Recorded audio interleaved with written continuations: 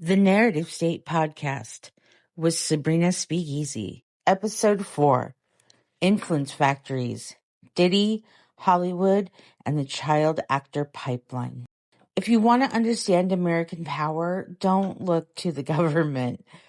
Look at casting. Because nothing in this country shapes the public imagination more than the industries that package human beings into consumable emotional products. And today we're talking about 3 versions of the same machine. Diddy's World, Hollywood, the Child Actor Pipeline, which takes vulnerable people, groom them for dependency, extract value, discard when broken. The scandal isn't the abuse. It's that the abuse is structural. Fame looks glamorous from the outside, but from inside the system, fame is surveillance, labor, monetized trauma, social blackmail, anesthetized exploitation, and an emotional technology designed to keep talent compliant. Hollywood doesn't just produce movies. It produces people, specifically people who can be shaped into brands, characters, distractions, narratives, symbols, scapegoats, relatable products. And children are the most programmable hardware. This is not a few bad apples story. This is a factory story. We need to separate 2 things. What Diddy allegedly did personally and what the music industry structurally rewards. Whether every allegation is proven in court is not the point. The point is that his alleged behavior fits a long-standing template. Recruit vulnerable young people. Provide access, glamour, and chaos. Blur professional and personal boundaries. Use sex as leverage. Keep everyone high, loyal, financially entangled. Isolate and destabilize.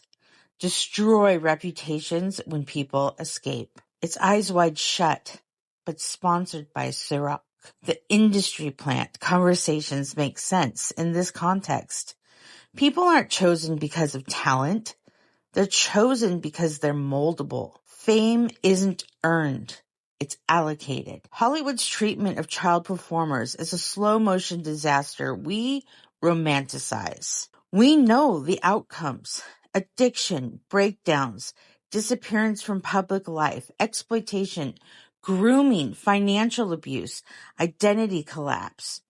But we keep treating these individual tragedies instead of predictable outputs of a system deliberately designed without safeguards. Examples: Nickelodeon's Dan Schneider era, Disney's Good Girl contract pipeline, the Brat Pack, the 90s early aughts child star meltdown tabloid economy, agents and parents acting as enablers, teen actors being sexualized before puberty. This wasn't an accident.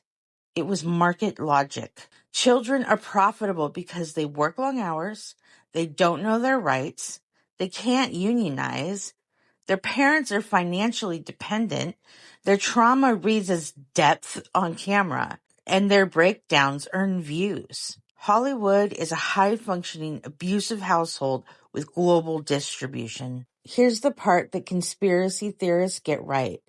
The system uses shame to maintain power. But here's what they get wrong. It's not satanic ritual.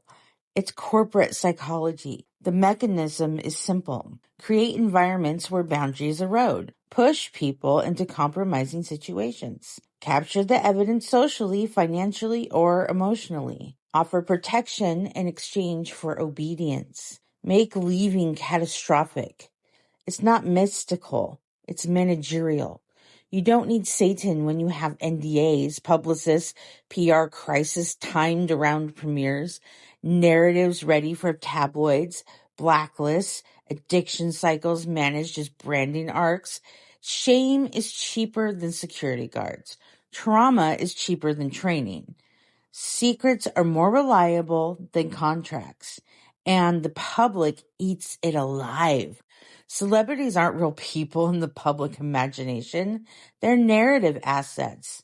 The industry uses them to distract from political events, symbolize moral panics, embody national anxieties, sell cultural cohesion, position good versus evil archetypes, test new societal norms, warn others in the system what happens when you step out of line. Example patterns: the meltdown arc, the redemption arc, the out of the spotlight disappearing act, aka the exhaustion, misdirection, secret rehab stay, the tragic death that becomes a social lesson arc, the revenge of the underdog arc. The audience is conditioned to think these arcs occur naturally. They don't. They're produced. Hollywood isn't the dream factory. It's the narrative factory.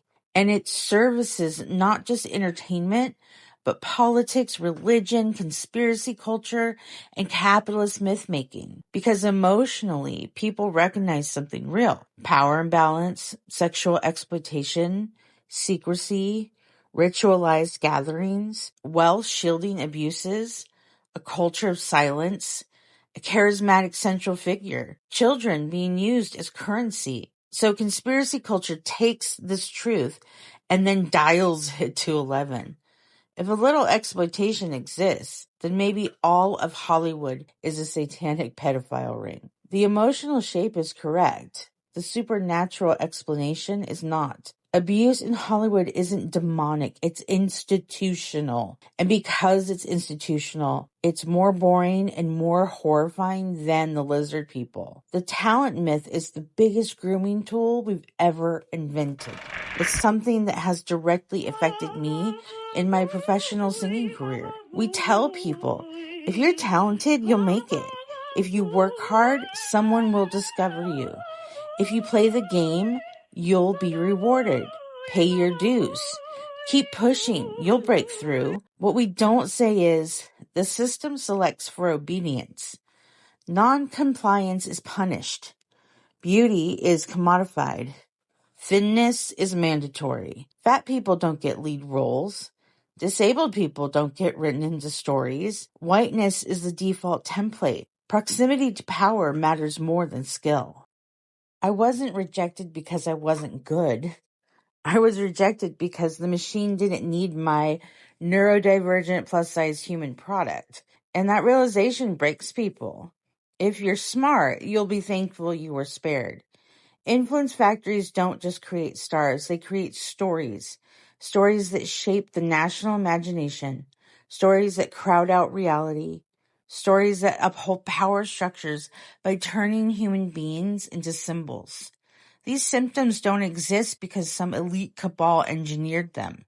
They exist because capitalism rewards whatever extracts the most value from the most vulnerable people.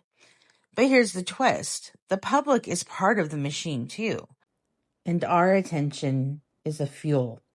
That's the narrative state. On the next episode, weaponized cinema, Wag the Dog, Dave, Top Gun, and the Hollywoodification of reality. Keep an open mind, but don't believe the bullshit.